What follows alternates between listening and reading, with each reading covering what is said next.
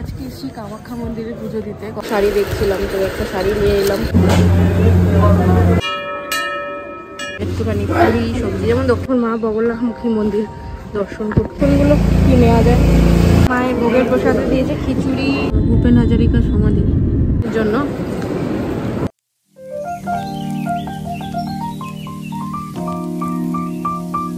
Hello everyone, আশা করি সবাই খুব ভালো আছেন, সুস্থ আছেন। আমি কমলিকা, ম্যাডলি মঙ্গলির নতুন একটা ব্লগে আপনাদের সবাইকে স্বাগত জানাই। আমার লাস্ট ব্লগটায় আপনারা দেখেছিলেন যে আমরা গুয়াহাটিতে এসেছিলাম এবং আজকে সকালবেলায় কামাখ্যা মন্দিরে পুজো দেওয়ার জন্য বেরিয়ে পড়েছি। আজকের ব্লগটা দেখুন, যদি ভালো লাগে অবশ্যই কিন্তু একটা লাইক করে দেবেন, চ্যানেলটাকে অবশ্যই সাবস্ক্রাইব করে দেবেন। আগের দিন অনেকটা রাত হয়ে গিয়েছিল বলে বেশি কিছু শেয়ার করতে পারিনি। আজকে ভোর আমরা রেডি হয়ে চলে এসেছি মা কামাখ্যার মন্দিরে মাকে পুজো দেবো বলে। তো চলুন আমাদের সাথে দেখতে থাকুন আজকের এই ব্লগটা। আমরা আজকে এসেছি কামাখ্যা মন্দিরে পুজো দিতে। গতকাল তো গুয়াহাটি চলে এসেছিলাম, আজকে একদম সকালবেলায় চলে এসেছি মায়ের পুজো দিতে। তো পুজো দিয়ে দেন সন্ধ্যেবেলা ফিরে যাবো। তো চলুন দেখা যাক কতদিন কী করা যায়, গল্প করো। এখানে তো মোবাইলে ভিডিও করাই এই দুটো খুলেই। এদিকে একটা মন্দির আছে, দক্ষিণা কালী মন্দির।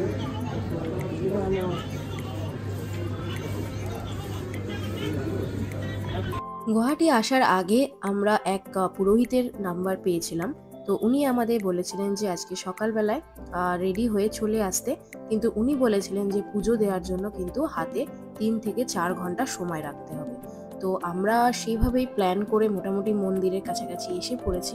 তো উনি আমাদের বলেছেন যে একটা দোকানের অ্যাড্রেস দিয়ে সেখানে ওয়েট করতে, ওনার এক পুরোহিত আমাদের নিয়ে যাবেন মন্দিরের ভেতরে। তো আমরা সেদিকেই যাচ্ছি। পুজো কেনা হয়ে গেছে। এখানে বাইরে পুজোর দোকানগুলো কিন্তু বেশ ভালো, এখান থেকেও আপনারা পুজো কিনতে পারেন। এই যে এই দোকানটিতে আমাদেরকে ওয়েট করতে বলা হয়েছে। তো আমরা এখানেই বসে আছি। আর চারিদিকে এত শাড়ি দেখে আমার চোখকে আর কে দেখে, আমিও ভাবছি যে একটা মায়ের জন্য শাড়ি নিয়ে যাই। কত শাড়ি এখান থেকে নিয়ে যাই। এই লাল সাদা শাড়িগুলো খুব ভালো লাগছে দেখতে।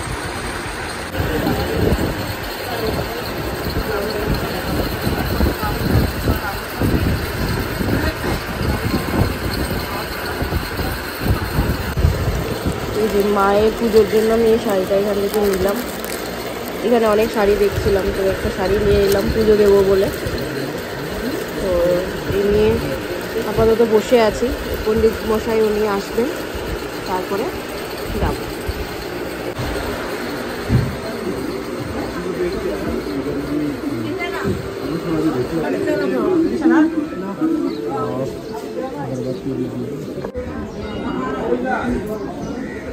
পুজোটা মেন ইম্পর্টেন্ট। ওই ওর সামনে চলো।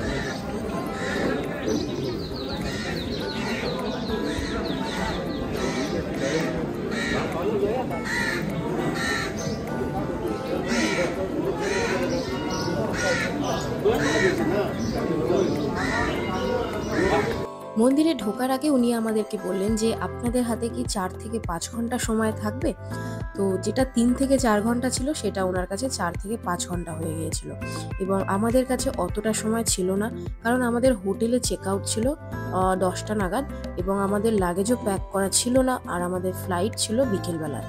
তো এত কিছু চাপ মাথায় নিয়ে আমরা ওনাকে বললাম যে না, 4 থেকে 5 ঘন্টা হয়তো আমরা দিতে পারবো না, তো তার থেকে বেশিও লাগতে পারে, সেটাও উনি আমাদের বলেছিলেন। তো উনি তারপর আমাদেরকে বললেন যে ঠিক আছে, আপনারা তাহলে বাইরে ওয়েট করুন, আমরা আপনাদের ডালিটা নিয়ে যাচ্ছি এবং ভেতর থেকে মায়ের পুজো দিয়ে সেখান থেকে মায়ের সমস্ত ফুল, বেলপাতা এবং যা যা আছে, তো সেখানকার ভেতরে যে গর্ভগৃহের জল সেটাও উনি আমাদেরকে এনে দেবেন। তো সেটা বলে আমরা বাইরে ওয়েট করছিলাম। তো উনি ভেতর থেকে সমস্ত রকম পুজোর যা যা প্রসেস সেগুলো কমপ্লিট করে আমাদেরকে সব কিছু এনে দিয়েছিলেন।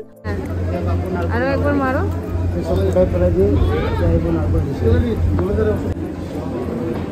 এই দেখো, এই পায়রাগুলোকে উৎসর্গ করে সবাই এখানে ছেড়ে দিয়েছে।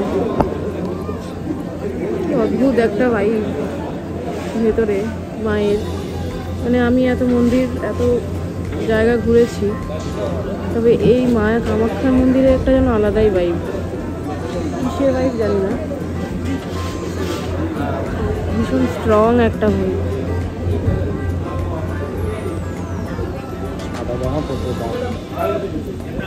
পাথরের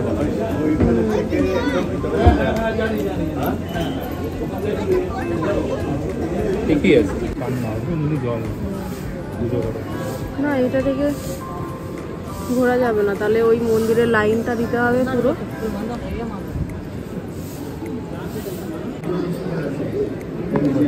এইটাই তো মনে হয় মায়ের মন্দির ছিল নাকি? হ্যাঁ, এইটার ওই ভেতরেরটা ছিল মায়ের মন্দির ছিল। আমরা ওখান থেকে এইটাই আমরা ছিল। হ্যাঁ, এটা একটা বড় মন্দির। এটা হচ্ছে মেন গর্ভগৃহ মনে হয়, তো এটাতে কাউকে ঢুকতে দেয় না বলছে। এইখানে যা মায়ের মন্দির আছে সেই মন্দিরেই পুজো দেওয়া হয়, তো ভেতরে এইখানে মন্দির আছে। আমরা ওইভাবেই পুজো দিলাম পুরোহিত ধরে।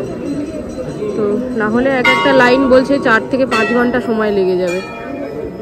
শুধু টিকিট কেটে যাবে? হ্যাঁ, শুধু টিকিট কেটে লাইনে দাঁড়িয়ে 4 থেকে 5 ঘন্টা সময় লেগে যাবে। আমরা এইভাবে পুজো দিলাম। আলাদা ভাইব একটা।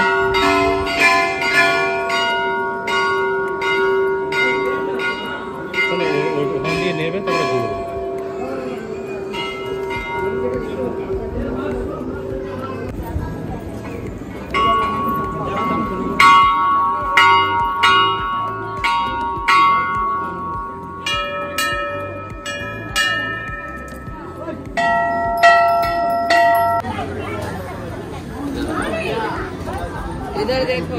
পুজো দেওয়া হয়ে গেছে, এবার আমরা বাইরের দিকে যাচ্ছি। তো মেন যে লাইনটাতে সবাই লাইন দিয়ে পুজো দিচ্ছে, তো ওটাতে দাঁড়ালে অনেকটা সময়, প্রায় 4-5 ঘন্টা লাগবে। আমরা একজন পুরোহিতের মশাইয়ের ইয়েতে হেল্প নিয়ে, উনি আমাদের সব পুজো আছে সব দিয়ে নিয়েছেন। এখানটাতে একটু দাঁড়িয়ে নেই। আর এই যে আমার পেছনে মায়ের মন্দির, যেটা মূল মন্দির, দর্শন হয়ে যায়। ভীষণ সুন্দর, ভীষণ সুন্দর, খুব ভালো একটা ভাইব আছে। ভালোভাবে এমনি দর্শনও হয়েছে, খুব ভালো। যাই, এবার আমরা বেরিয়ে যাব আর তারপরে যা যা, কারণ আমাদের এবার ফিরে যাওয়ার জন্য রেডি হতে হবে, ফ্লাইট আছে বিকেলে। বাট ভীষণ সুন্দর, দারুণ। আর একবার দেখিয়ে দিই সবাইকে।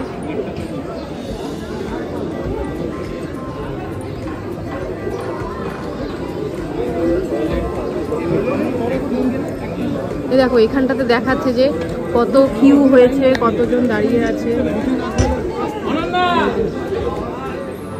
1টা থেকে 2:30 অবধি বন্ধ থাকে অন্নভোগ। দেখো নিয়ে যাচ্ছে মাকে, যারা সিঁড়ি চড়তে পারেন না তাদেরকে এইভাবে নিয়ে যাবে।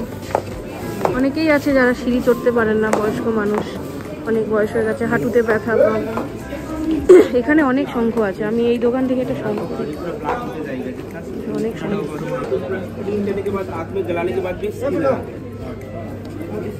দেখি একটা শঙ্খ কিনবো। পুজো দেওয়া হয়ে গেছে, আমরা এখন বসেছি খেতে। একটুখানি পুরি সবজি, যেমন দক্ষিণেশ্বরে হয় এরকম পুরি সবজি, গরম গরম। আমরা এখন মা বগলামুখী মন্দির দর্শন করতে এসেছি। ভেতরটা ঠিক এরকম। দেখি আস্তে আস্তে নেমে যাই।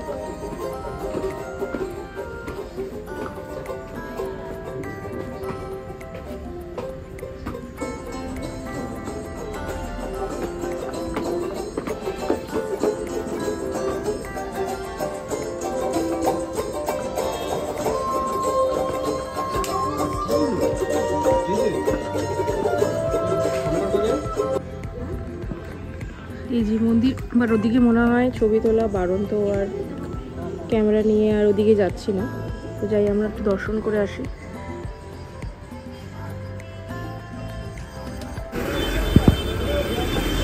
এই দেখো এখানে আছে লকার রুম। তো যারা মোটামুটি ব্যাগ ট্যাগ নিয়ে আসছে বাট হোটেল নেই, তো লকার রুমে মোটামুটি জিনিসপত্র রেখে আমার মনে হয় এখান থেকে আপনারা যেতে পারেন পুজো টুজো নিয়ে। আর এই জায়গাটা পুরো খুব জমজমাট। এটা হচ্ছে মেন মার্কেট এরিয়া একদম। এই জায়গাটা খুবই জমজমাট। এই পেছন দিকটাতেও মোটামুটি অনেক দোকান আছে, খাবারের দোকান, পুজোর দোকান।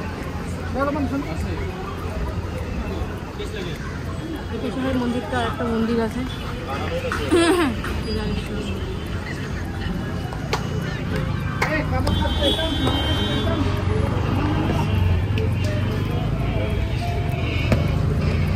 এখানে কিন্তু প্রচুর গরম, মানে আমাদের কলকাতার মতো হিউমিডিটি বলা যায়, প্রচণ্ড গরম।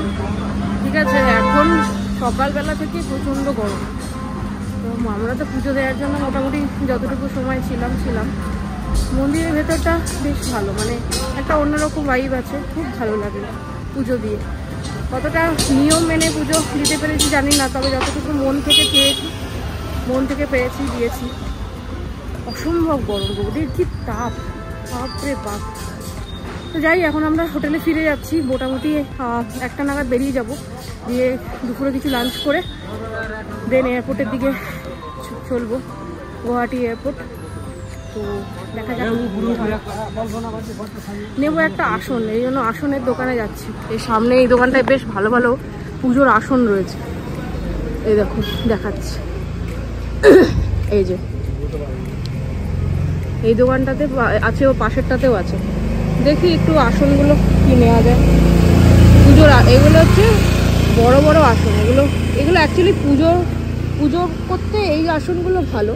এইগুলো ছোট ছোট, তো এগুলো বেশ বসা যায়। আমার দুটো আসন দরকার। ওই কলকাতায় পুজোতে আছে, মানে সরি ব্যাঙ্গালোরে আছে, কলকাতার জন্য দুটো আসন নেব। আচ্ছা দেখো তো, এই যে এইগুলোই নিচ্ছি। এগুলো কত দাম একবার জিজ্ঞেস করো তো লোকটাকে।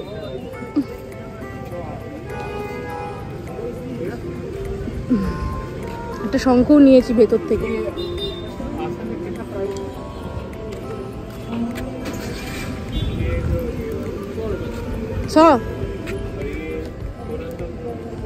বড়গুলো না, বড়গুলো লাগবে না আমার।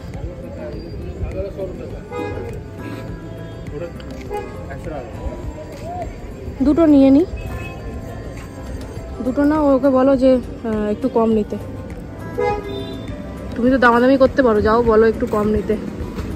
অনেক কিছু আছে এখানে, এগুলো সব মায়ের পুজোর জন্য। এখানে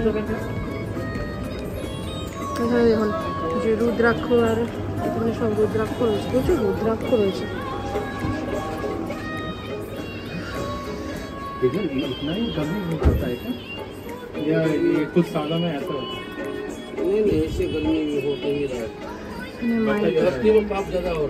हाँ एग्जैक्टली वही है,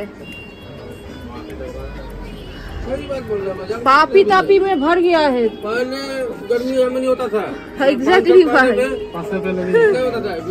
गर्मी हुआ तो बारिश होता था। हाँ अभी कुछ नहीं, बारिश कम है। बम्बई से भी ज्यादा गर्मी সত্যি তাই, পাপি তাপিতে সারা দুনিয়া ভরে গেছে। তো কি করে এখন এত গরম হবে না? যেখানে দেখো কত কিছু রয়েছে এই দোকানটাতে, বেশ সুন্দর। পঞ্চমুখী হনুমান,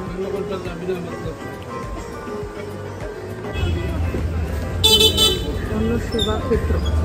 তো এখানে মোটামুটি 12টা থেকে 4টে অবধি ফ্রিতে কুপন দেয় খাবারের। তো সেই কুপনটা সংগ্রহ করে আপনারা খাবার এখান থেকে নিতে পারেন।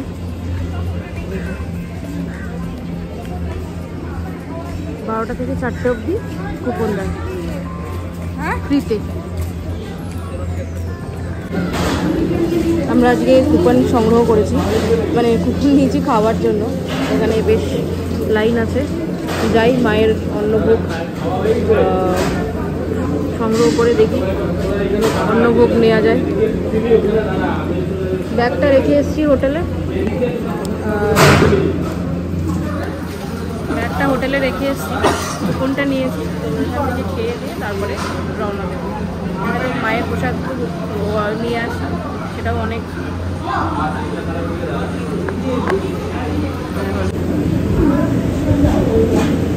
বড় প্রদীপটা, খুব সুন্দর চলছে।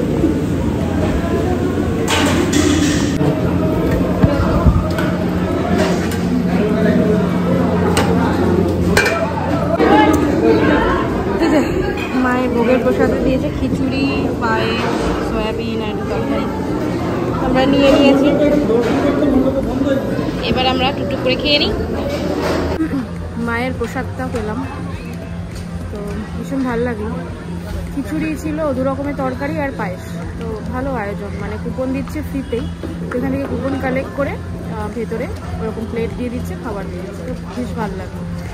তো মায়ের সকালবেলা আমরা পুজো দিয়েছিলাম, তো অতটা লাইনে দাঁড়িয়ে তো পুজো দিতে সম্ভব হয়নি। তো কোনো মানে পুরোহিত দিয়ে আমরা ভালো করে পুজো দিয়ে, তো সেখানে বাইরে থেকে পুজো দিয়েছি। বাট জিনিসকে একটু মনটা খারাপও লাগছিলো যে দূর এলাম, তো বাট ওই অনেককে জিজ্ঞাসা করলাম, যে পুরোহিতরা বলছে যে লাইনে দাঁড়ালে 4-5 ঘন্টা মিনিমাম। তো 4-5 ঘন্টা আমাদের যেহেতু ফেরারও আছে, তো একটু রিস্ক হয়ে যাচ্ছিলো, সেই জন্য তো মনটাও খারাপ ছিল। তো এখন মায়ের প্রসাদটা পেয়ে ভীষণ মনটা ভালো লাগছে, যে যাক অ্যাটলিস্ট মানে কিছু তো এমন নয় যে সব কিছুই নেগেটিভ হয়, বা মনে ভাবলে সব কিছু নেগেটিভ হয়। তবে মায়ের কৃপা, তার ইচ্ছে, যতটা হয়েছে পেয়েছি। যাক ভালোই লাগলো, মন্দিরটাও বেশ সুন্দর।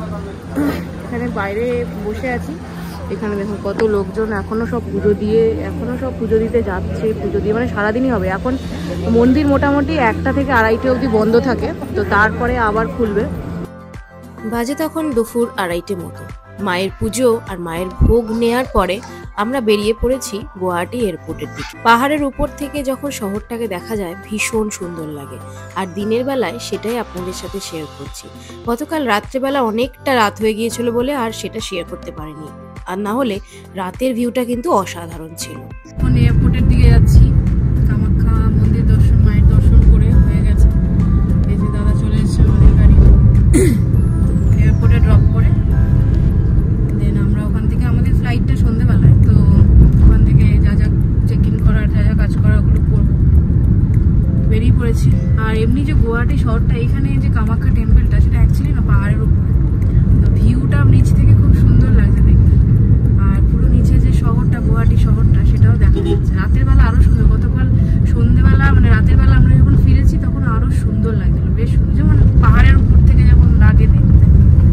ভালো, যাক পুরো ট্রিপটা খুবই ভালো কাটলো আমাদের। দাদা আমাদের সাথে 5-6 দিন ছিলেন।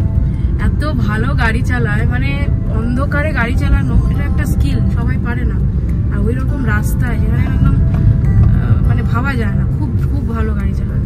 দাদার কন্ট্যাক্ট নাম্বার আমি দিয়ে দেবো, শেয়ার করে দেবো। যদি কারোর মনে হয় আপনারা আসাম বা মেঘালয়, অরুণাচল এগুলো ঘুরতে যেতে চান, তো দাদাকে কন্ট্যাক্ট করবেন অবশ্যই। খুব ভালো গাড়ি চালায়, খুব ভালো গাড়ি চালায় এবং ভীষণ ভালো মানুষ। যাক ভালো লাগলো পুরো ট্রিপটা। দেখো এখানে একটা নবরাত্রির জন্য কি একটা অনুষ্ঠান হয়েছিল, সেটা দিয়েছে। রাস্তাটা পুরো পাহাড়, মানে পাহাড় থেকে বেরিয়ে এসেও মনে হচ্ছে যেন পাহাড়েই রয়েছে। রাত্রে আর বলে গেলাম, মানে যে অল্প যদি আপনারা এদিকে হেঁটে আসতেন, এখান থেকেও সিটির ভিউটা দেখা যাচ্ছে। হ্যাঁ, গতকাল রাত্রিবেলা তোমরা গেলাম, অনেক রাত হয়ে গেছে। তারপরে ঢুকে আর চলছিল না শরীর। আজকে আবার উঠেছে সেই 5:45 পুজোর জন্য।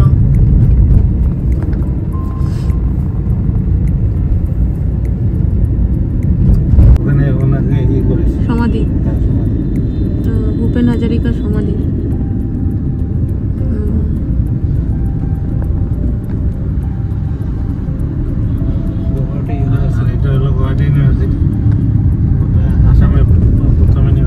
এই টোটাল 6 দিনের যে ট্যুরটা আমাদের ছিল, সেখানে অনেক রকম অভিজ্ঞতা হলো। নর্থ ইস্টের এই ট্রিপটা আমাদের কাছে সারা জীবন স্মরণীয় হয়ে থাকবে। আসলে ভারতের মধ্যে অনেক জায়গায় আমরা অনেকবার ঘুরেছি, কিন্তু নর্থ ইস্টের দিকে না খুব একটা আসা হয়নি। অনেকবার ভেবেছি মেঘালয়, অরুণাচল, স্পিতি এগুলো ঘুরবো, কিন্তু ততক্ষণে সেগুলো প্ল্যান করে ওঠা হয়নি। বাট এই 5 রাত্রি মানে 5 নাইটস আর 6 দিনের এই যে টোটাল নর্থ ইস্টের প্ল্যানটা ছিল না, সেটা অসম্ভব ভালো ছিল। আর অসম্ভব ভালো সময়গুলো কেটেছে। আশা করি আপনাদেরও ভালো লেগেছে এই পুরো সিরিজটা। তো যদি ভালো লাগে অবশ্যই কিন্তু ব্লগগুলোকে অবশ্যই একটা করে লাইক দেবেন আর কমেন্ট করে জানাবেন যে কোনটা আপনাদের বেশি ভালো লাগলো। কথা বলতে বলতে পৌঁছে গেছি আমরা গুয়াহাটি এয়ারপোর্ট। এই যে সামনের দিকটায় যাচ্ছেন পুরো দিকটা রয়েছে হচ্ছে গুয়াহাটি এয়ারপোর্টে। তো চলুন এবার আস্তে আস্তে গুয়াহাটি এয়ারপোর্টের দিকে ঢুকি। সবকিছু করে চেক ইন করে ভেতরে যেতেও একটু সময় লাগবে, তো তারপরে ভেতরে গিয়ে আপনাদের সাথে শেয়ার করছি।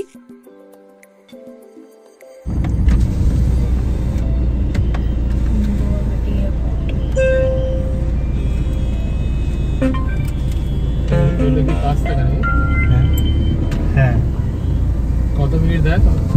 6 মিনিট। ওনার নামটা যে আছে না, লোকপ্রিয় গোপীনাথ। হ্যাঁ গোপীনাথ বট্টোপাধ্যায়, উনি আমাদের এখানকার প্রথম চিফ মিনিস্টার ছিল আসামের। ও আচ্ছা। তারপর স্বাধীন হওয়ার পরে যখন আসাম হলো তখন উনি প্রথম চিফ মিনিস্টার। ওনার নামে এই এয়ারপোর্টটা। চলো এয়ারপোর্ট এসে গেছি।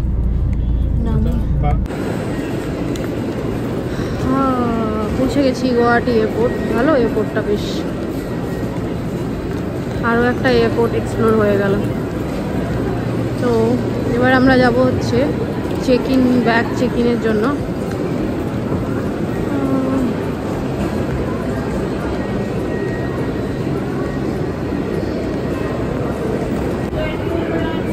বাবা ছোট্ট এই এয়ারপোর্টটা কি লেভেলের ক্রাউডেড শুধু দেখুন। আমাদের 3 নম্বর গেট, বাট এখানে কোনো বসারই জায়গা নেই, টু ক্রাউডেড ভাই। সিরিয়াসলি দুটো এয়ারপোর্ট দরকার, এরকম একটা এয়ারপোর্টে এটা কী করে ম্যানেজ করবে? দেখি ওদিকটা যাই। ফ্লাইটে উইন্ডো সিটের পাশে বসে জানলা দিয়ে উঁকি মেরে দেখতে পেলাম ভারত আর বাংলাদেশের এই বর্ডারটা যেন রাত্রেবেলা অদ্ভুতভাবে চকচক করছে।